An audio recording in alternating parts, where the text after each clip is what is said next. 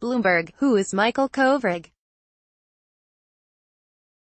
The former Canadian diplomat who has written about some of the touchiest geopolitical issues in the world, including China's expanding military footprint in Africa and the North Korean nuclear crisis, is now at the center of a standoff between two global superpowers. Kovrig was detained by China's spy agency during a visit to Beijing on Monday, just 9 days after Canadian authorities, acting on a U.S. request, arrested a top Huawei Technologies co-executive in Vancouver.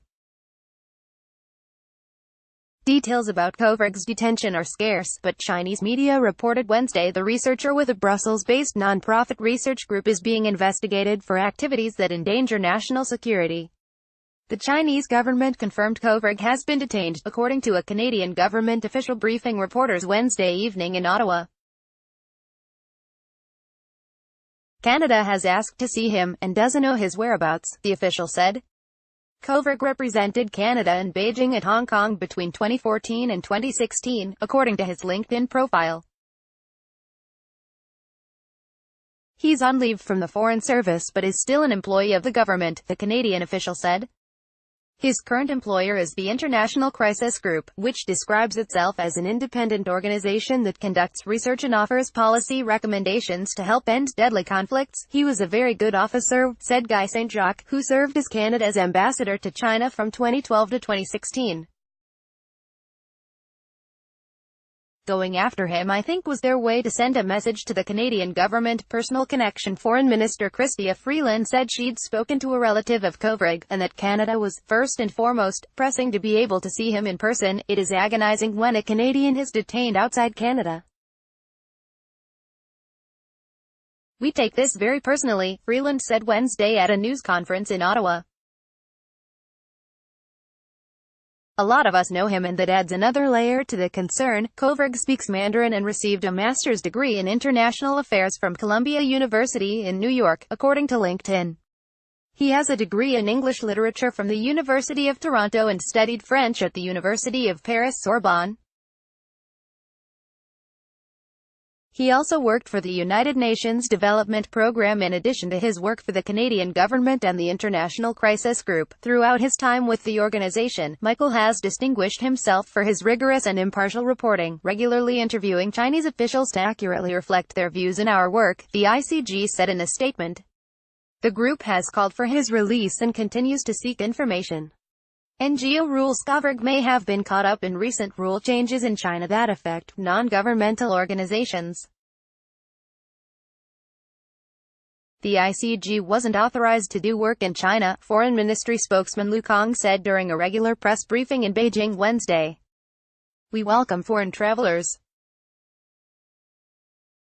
But if they engage in activities that clearly violate Chinese laws and regulations, then it is totally another story. He said he didn't have information on Kovrig specifically.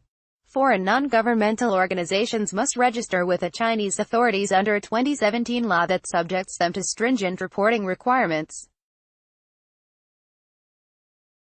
Under the law, organizations without a representative office in China must have a government sponsor and a local cooperative partner before conducting activities.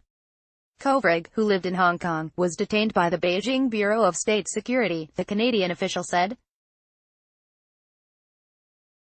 He worked for ICG since early last year. If they're the ones who are picking him up, they're likely to be related to espionage or subversion rather than run-of-the-mill lawbreaking, said Peter Mattis, a former Central Intelligence Agency analyst and research fellow at the Victims of Communism Memorial Foundation, who is co-authoring a reference guide on Chinese intelligence.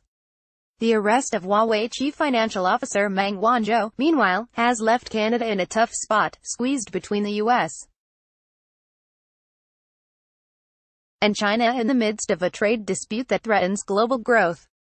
Kovrig, who helped arrange a visit to Hong Kong by Prime Minister Justin Trudeau, may be collateral damage. Some analysts say NGOs, journalists and diplomats all play a role in connecting China to the wider world.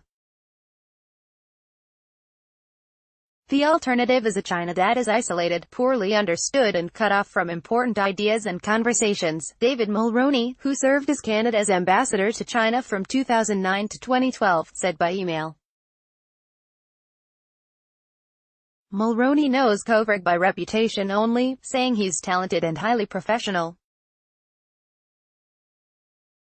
Canada needs to treat the dispute as background noise, and continue Meng's extradition process after she was granted bail Tuesday, Mulroney said.